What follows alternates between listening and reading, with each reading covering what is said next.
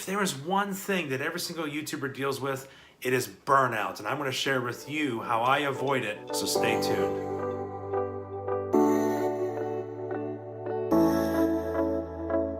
Hey creatives, David Snyder, and I am back at you with another video. If you're looking for a channel that gives creators resources with some random comedy skits tossed in there, go ahead and subscribe to this channel, hit that notification bell, completely free of charge. So today I'm going to share a couple of the ways that I have learned to avoid burnout while creating here on YouTube. So in my opinion, the absolute best thing you could possibly do as a creator is to set a regular schedule. Now I'm not just talking about an uploading schedule, although that is part of it. What I am suggesting is actually setting a schedule for both your filming, your editing, and your uploading. So for example, on Mondays, I pull out my creative journal and I start scripting videos that I want to film, which gives me Tuesday and Wednesday to either spend time with my family, hang out with friends, do my work, but if I have some free time, I'll also take out my creative journal and I'll hone the concept. Then on Thursday, what I do is I actually go ahead and I film the video. And because I spend so much time honing in on the video on Tuesday and Wednesday, on Thursday, I'm only really spending about 30 to 40 minutes filming the video. Then you have a couple of options. You can either spend Friday or Saturday editing your video with an upload schedule on Sunday, or you can go ahead and edit the video on Friday and upload it on Saturday. It really has helped me to not burn out, to have a schedule like that. It also gives time for creativity to strike. You know, you script the video on a Monday, you have Tuesday and Wednesday to really think about it, and then you film it on Thursday,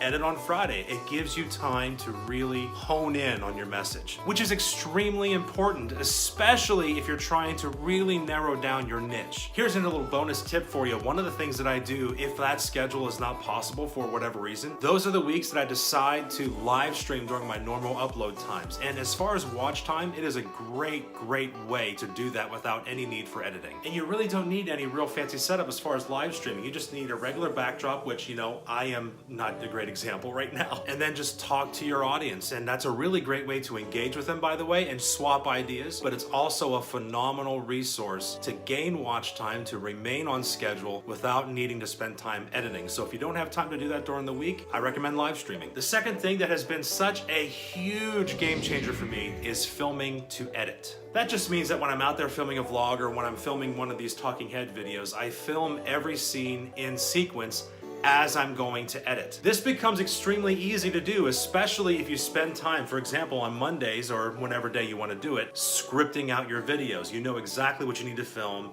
in sequence. So when it comes to editing, it actually saves you a bunch of time. Trust me, 3 to 4 hour projects have been whittled down to only 2 hours because everything was filmed in sequence. The third thing that has really helped me, but I know it's not possible for a lot of people, is to set up a permanent studio. Basically, the tripod that my phone is on right now is always in place and will never ever move. So when I pop into the studio and I want to film something for you, it's already set up for me. The lighting is over here, my tripod is right here. All I gotta do is mount my camera and good to go. It might only save you a few minutes, but that really does add up. This last one has definitely saved me a ton of time, and it can be summed up in one word: repetition. Spend a couple of weeks pre-making your graphics. Have an intro pre-made and ready to go. When you go to script your videos, say the same things in the beginning, say the same things in the end. It helps you in your scripting process. It saves time. For example, in the beginning of this video, I said this: Hey creatives, David Snyder, and I am back at you with another video. If you're looking for a channel that gives creators resources with some random comedy skits tossed in there, go ahead and subscribe to this channel, hit that notification bell, completely free of charge.